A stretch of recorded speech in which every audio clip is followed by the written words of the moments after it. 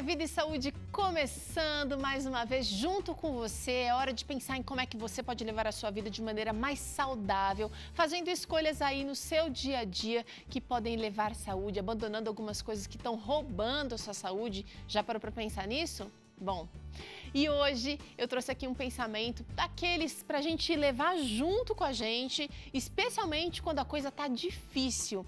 E ela não tem uma autoria de alguém definido, é um dito popular que diz o seguinte: toda crise tem 3 elementos, uma solução, um prazo de validade e uma lição para a sua vida. Então, quando o dia estiver muito difícil, aí pensa e olha, segura firme, porque isso vai te trazer lições, existe uma solução e você não precisa ficar tão preocupado, tão descabelado aí não com esses momentos. Segura firme na mão de Deus que vai passar. E no programa de hoje a gente vai falar um pouquinho sobre como o estresse pode afetar a pele. E você sabe que o estrago pode ser grande. A doutora Cristiane Kaffler está aqui com a gente. Tudo bem, doutora? Tudo bom, Teru? Bem-vinda ao Vida e Saúde mais uma vez. Obrigada. E a gente tem visto que o estresse realmente faz parte do nosso dia a dia. Pessoas simples, comunidades simples, vivem muitas vezes estresses emocionais no ambiente familiar, no ambiente do trabalho. E isso está se refletindo na pele. Parece até mentira, né? Porque como é que o estresse pode afetar a pele? O estresse afeta a pele através de diversas formas. Para você ter uma ideia, Teru, são 3% da população mundial. A gente está falando aqui de 200 milhões de pessoas sofrendo com esse estresse, refletindo na pele. Então, a gente tem desde doenças simples, bem leves, como só uma hiperidrose que acaba incomodando, mas nada tão terrível. Que é aquele suor excessivo. Exatamente, que é o suor excessivo, até doenças mais complicadas, como, por exemplo, a psoríase, o vitiligo, a queda de cabelo generalizada. E todos eles a gente vê que tem um fator desencadeante que é o estresse. Às vezes o fator desencadeante a gente consegue se livrar dele. Mas muitas vezes a gente não consegue, às vezes é um trabalho, às vezes é uma situação de família, perda de alguém, ou uma situação que a gente não está no nosso poder mudar, mas a gente consegue controlar e buscar alternativas. O mais importante é você saber digerir o estresse. Não adianta você ficar remoendo, pensando, repensando nele. Então, o segredo aí, Teru, estresse todo mundo tem, você tem, eu tenho. Lógico, algumas pessoas muito mais do que outras, mas o segredo é você saber interpretar, digerir e não ficar remoendo aquilo muitas vezes. Então, começou a pensar naquele estresse, começou a contrair a musculatura e começou a ficar com aquela tensão, a frequência cardíaca aumenta e respira fundo, faz outra coisa, pensa, faz um exercício diferente, come uma coisinha legal. Às vezes o auxílio, né? A ajuda de alguém, de um profissional, uma terapia psicológica. Sim. Às vezes um amigo, desabafar com um amigo, sair para fazer uma caminhada, conversar, já ajuda a aliviar um pouquinho essa tensão. E Deus, a gente sabe que quem tem fé tem uma recuperação muito mais fácil. Imprescindível. Consegue sair porque sabe que não está sozinho, né? Com certeza. Agora é o seguinte, como é que o estresse afeta a pele vamos falar na questão física, doutora. Por que chega a afetar a pele e não afeta, por exemplo, outros órgãos? Bom, quando a gente é embrião, o mesmo lugarzinho que forma a pele forma o sistema nervoso central. Eles originaram juntos, que chama neuroectoderma. Ou seja, está tudo interligado. Olha que interessante. A pele está totalmente relacionada com o sistema nervoso central. Então, uma vez que o estresse acabou desencadeando um processo que virou aquela montanha, que está tudo desabando, a primeira que vai sofrer é a pele. E você citou aqui algumas doenças que são mais moderadas, né? Outras mais graves. E a gente trouxe aqui a história de alguém que teve que rever toda a sua vida porque desenvolveu a psoríase depois de uma jornada intensa de estresse. Vamos ver como é que ele fez, qual foi a estratégia que ele adotou para diminuir esse estresse e controlar então essa doença. O Maurílio é professor aposentado e depois de viver anos na cidade grande, agora se mudou para o litoral paulista. Diferente de como era a sua vida antigamente, aqui ele encontrou uma vida tranquila e cheia de sossego. Logo pela manhã ele caminha na praia, respira ar puro e depois separa algumas horas para as suas leituras. E aí, então, quando me aposentei, eu achei por bem agora, assim, estar cuidando um pouco mais da saúde. Passei por tantos estresses, não é? E quanto estresse, viu? O Maurílio me contou que devido à sua profissão, esse tal estresse fazia parte do seu dia a dia. O relacionamento, né, com as pessoas, né, com o público, não é? Não só alunos, né, que era o meu dia a dia, mas pais de alunos, né, colegas de trabalho, né, depois funcionários. Tudo isso acarretou bastante problema com o estresse. Mas não foi só sua rotina estressante que ajudou a psoríase a aparecer. Depois de uma grande perda, o Maurílio conseguiu de fato fechar o diagnóstico. Não somente no trabalho, mas foi na vida, né? Foi quando a gente perdeu um filho num acidente. A gente ficou 7 meses com ele internado e ele veio a falecer.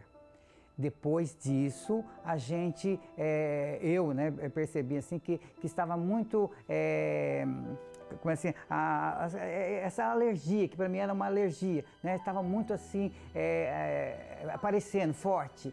E foi onde então procurei a dermatologista e daí ela falou assim que era realmente psoríase. Inicialmente ele achava que era uma alergia e que incomodava bastante. Ele tinha coceira e descamação. A psoríase em mim apareceu assim em alguns pontos, né? Nessa faixa aqui, não é? Da cabeça, e aí escamação, né? Você coça e é uma coceira gostosa, então isso vai escamando. Quando você percebe, tá cheio de casquinha aqui, né?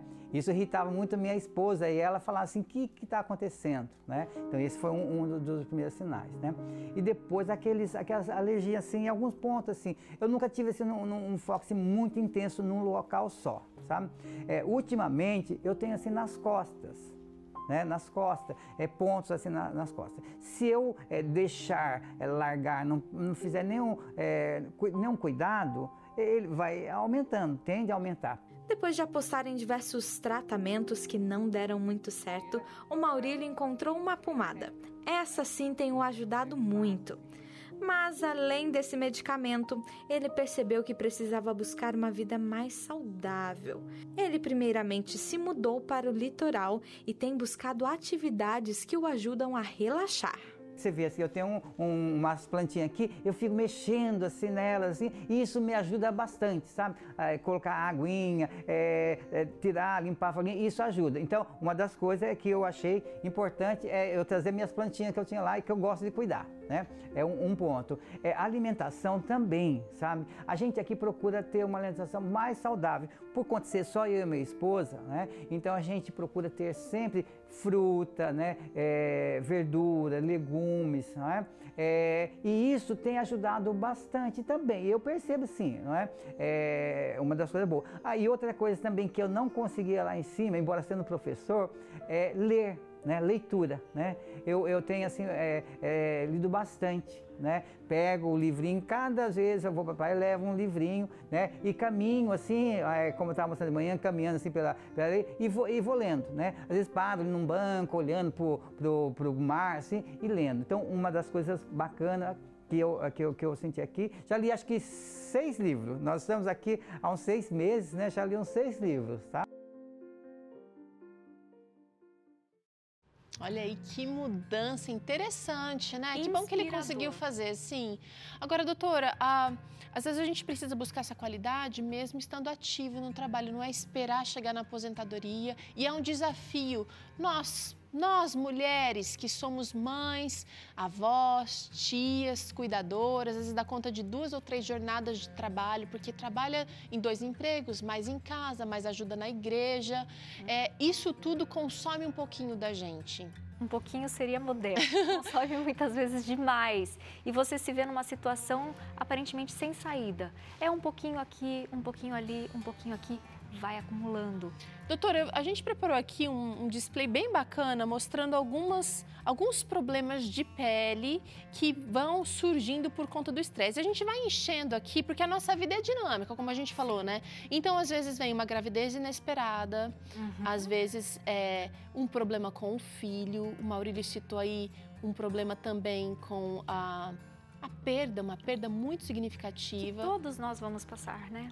Uma hora ou outra na vida a gente vai ter. E olha o que acontece, a gente tem talvez aí alguns efeitos na pele. O envelhecimento, por exemplo, pode ser adiantado pelos problemas do estresse, que o estresse pode causar? O estresse, ele não deixa a nossa célula funcionar bem.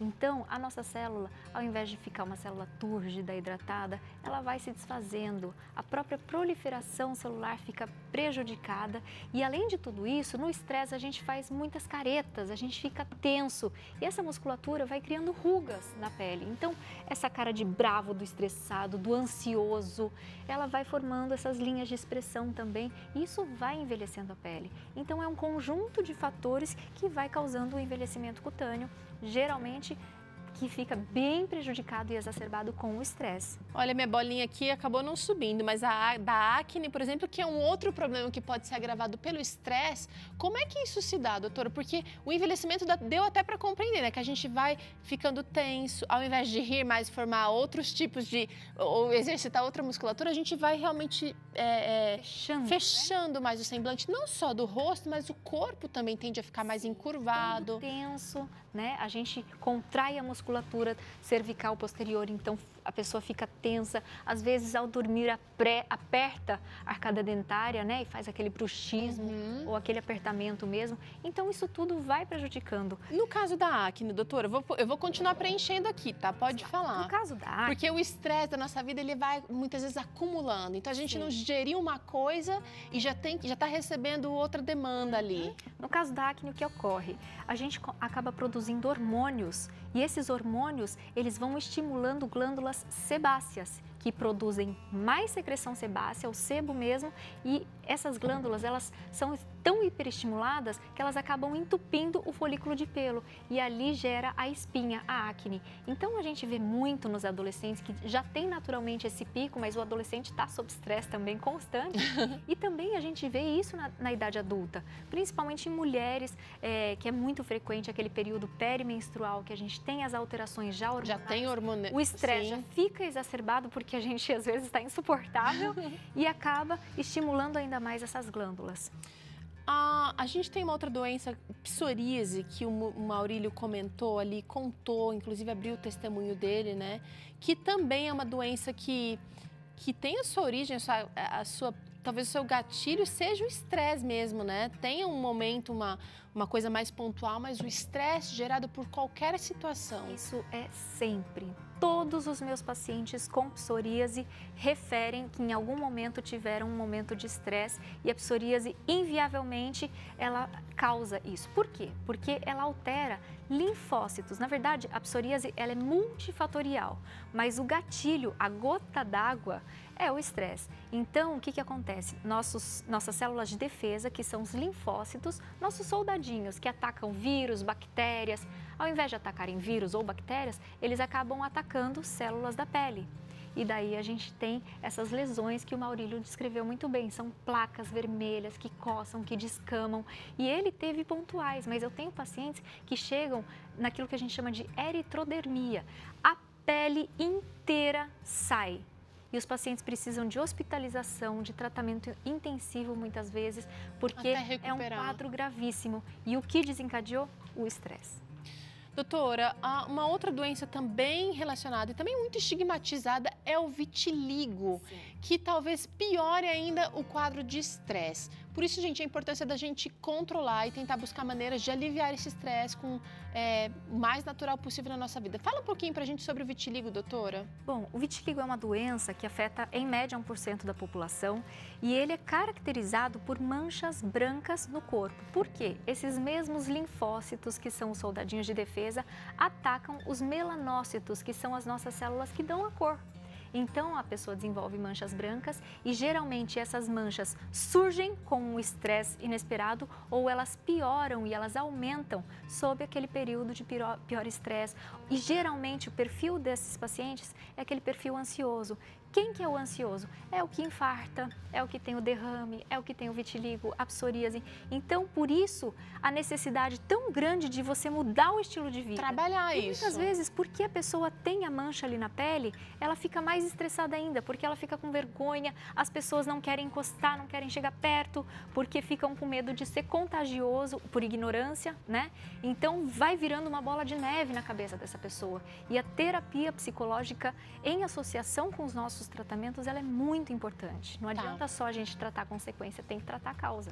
Com certeza. Olha, gente, a gente está caminhando... O que a doutora está falando aqui não tem a ver com uma pessoa, ela começa com o enrugamento da pele, depois tem a acne, não é uma sequência aqui. Um paciente vai ter uma determinada doença, outro vai ter algo, às vezes combina uma... Vai desenvolver de uma forma diferente. Tá.